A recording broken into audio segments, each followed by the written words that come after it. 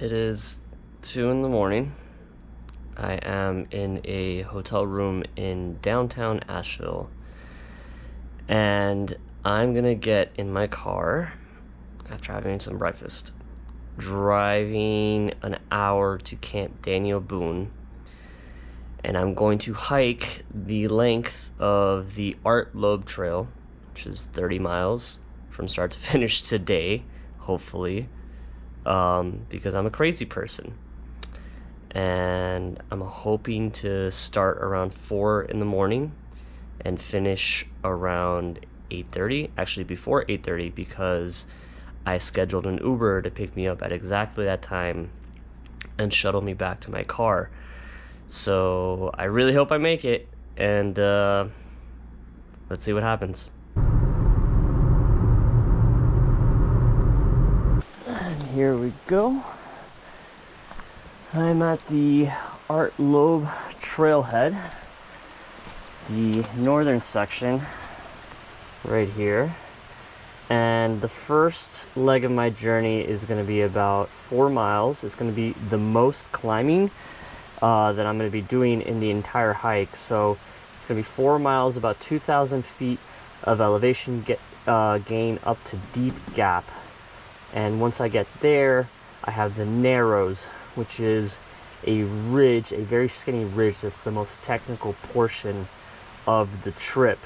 So it's currently 3:30 in the morning, and the sun doesn't rise until, or first light isn't until around 6, and I don't want to start up on the Narrows until I have sunlight.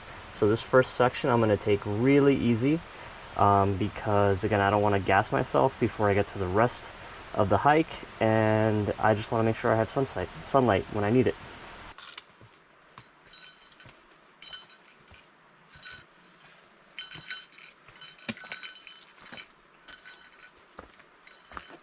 You probably can't see it, but the moon is just peeking out between the trees.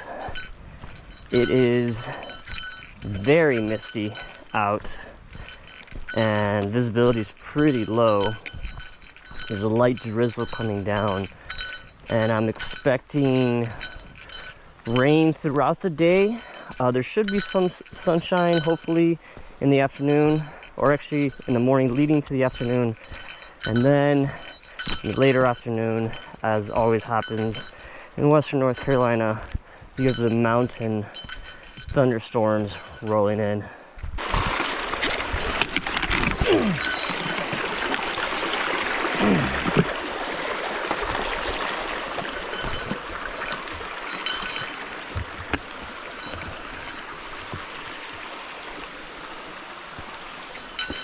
You know, the funny thing about hiking in the dark is that it's very quiet. Obviously, your senses are very reduced, very circumscribed, and so your mind starts playing tricks on you. So like, you start to hear voices.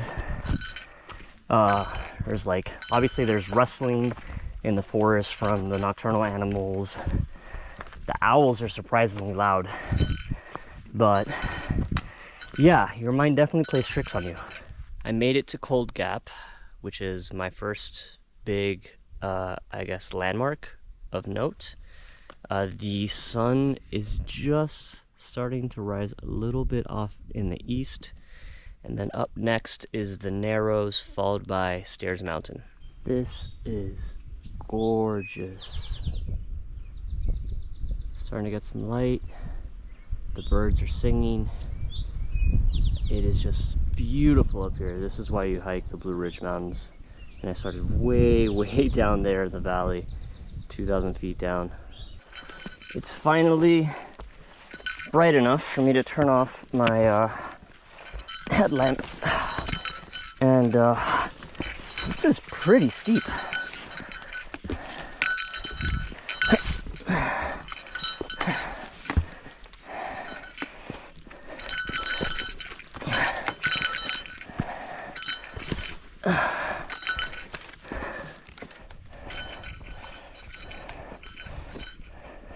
I made it to the summit of Stairs Mountain.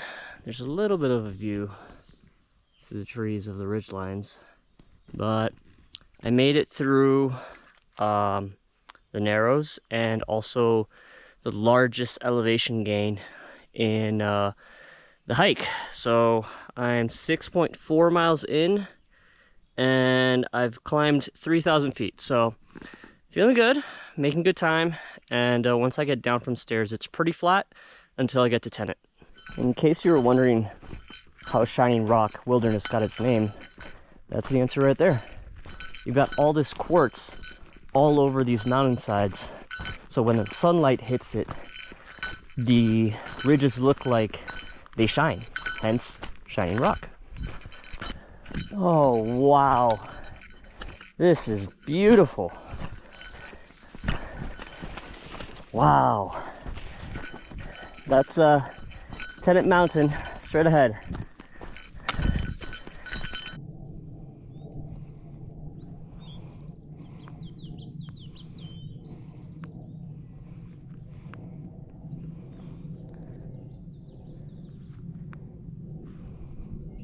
I misspoke earlier. I'm not climbing Tenet. I am actually climbing Grassy Cove Top. Tenet is still up ahead. First of all, beautiful views. Love it.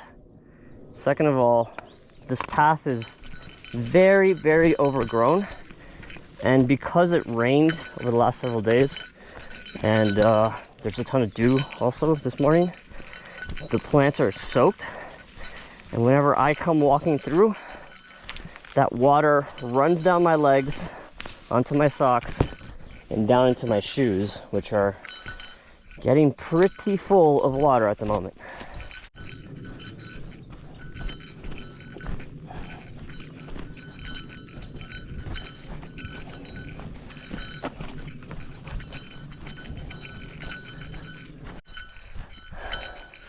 I just got out of Shining Rock Wilderness, so I did all of this and I just got into Pisgah National Forest. Up ahead are Tenet Mountain, Black Balsam Knob, then Silvermine Cone, and then down into the valley.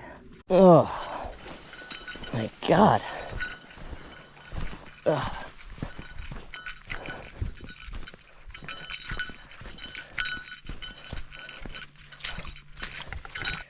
I am soaked to the bone. Still more to go.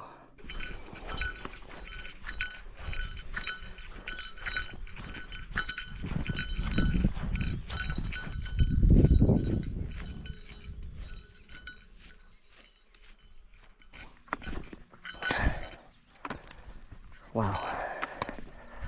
Wow, wow. Oh man, that's beautiful. That is gorgeous.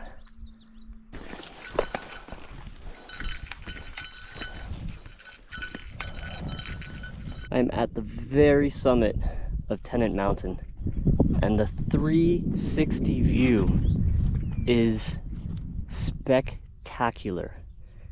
Incredible. Wow, I'm speechless. And looking over that way, I think I can see Devil's Courthouse and Sam's Knob down there. The Black Balsam Knob is up ahead, and that's the tallest mountain really in the area, one of the tallest east of Mississippi. So that's going to be a lot of fun to get to the top of. Up here, I can't believe I'm saying this, but above the tree line, it's crazy that, you know, if you're not in the Rockies or the Alps or somewhere else, there is a tree line you can get above, but it almost feels alpine with the views and the grasses. Yeah, it's really spectacular. I'm almost at the summit of Black Balsam. Down over there, I can see Sam's Knob. There's Graveyard Fields parking lot. Just an awesome view of the ridgeline headed back. Wow. Wow, wow, wow. Just got to the very summit of Black Balsam Cone, and that is, wow, amazing. I can see the Blue Ridge Parkway right there. Down that way is a Looking Glass Rock. The cool thing about Looking Glass is that last year, almost exactly a year ago, I was on Looking Glass looking this way up at Black Balsam, wishing I could do this trail and hoping I could do it this year, and here I am. Amazing. So up next, Silvermine Bald, and then way down into the valley. Just a crazy descent.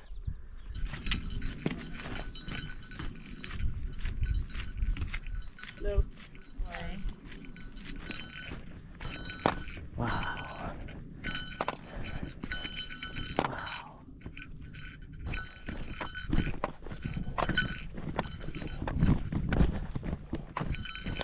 Just came down Black Balsam, and I'm here. This is Black Balsam Road behind me. I'm gonna keep going down and then hit the Blue Ridge Parkway.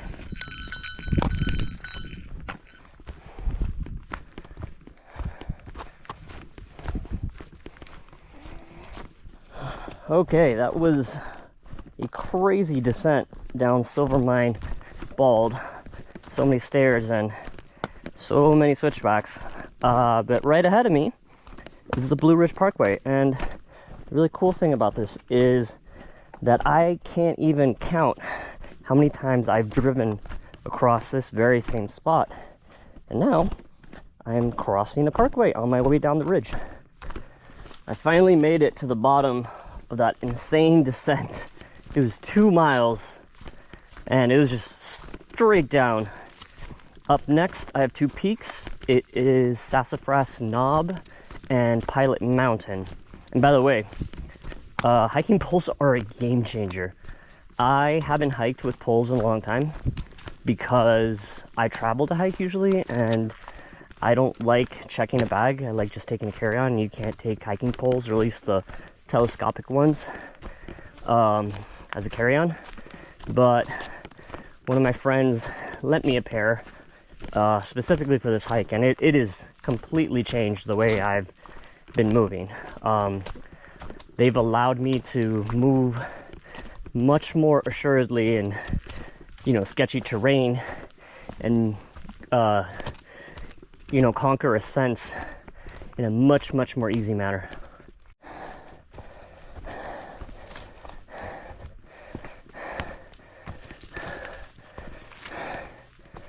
I'm coming down the backside of Sassafras Knob, and that was a tough little climb, but I know Pilot Mountain is going to be harder. I might eat my words shortly, but Pilot Mountain isn't as tough as I thought it would be. The switchbacks make the gradient much more manageable. I'm at the top of Pilot Mountain and rewarded with another beautiful view. And yeah, the mountain did not disappoint. It was a challenging climb. I have gone 17 miles and climbed 5,200 feet. So definitely more than halfway, significantly more than halfway in terms of distance. And the majority of the climbing is now behind me. So I'm gonna take my first break of the day, have some lunch, take stock of my water, and I can't stay here too long though, because I'm still on the clock and I need to make it down into Brevard in like 8 hours. Ooh, just heard a rumble of thunder. I would not be at all surprised if I got rained on this afternoon. I feel like I've been descending forever.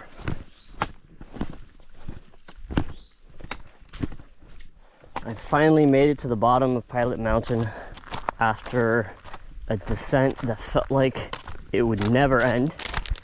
And up next, I'm going to tackle Rich Mountain, followed by, what is it? Chestnut. Yeah, Chestnut Mountain. The promised rain finally came, but I don't mind because it's gonna keep me cool. There goes the thunder.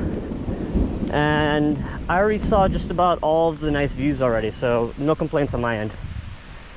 I'm at the top of Chestnut Mountain, and the rain is not bad at all, just kind of rolling through. I don't think this is going to be a long-lasting thunderstorm, but I am 2/3 of the way through. I have another 10 miles and 6.5 hours to cover them, which I think is doable. We'll see. For the next 4 miles or so, it's just kind of up and down until I get to Chestnut Knob, and that'll be the last big mountain I have to traverse. And there will be a couple of more ridge lines and spurs I have to get up and down, but then it's just a walk into Brevard and hopefully my waiting Uber.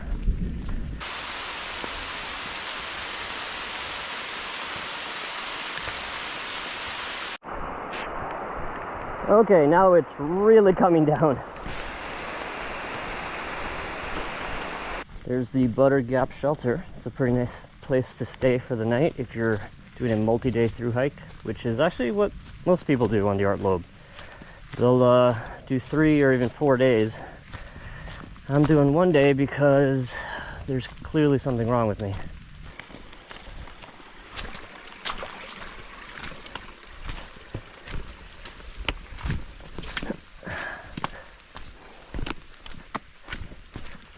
Another stream crossing.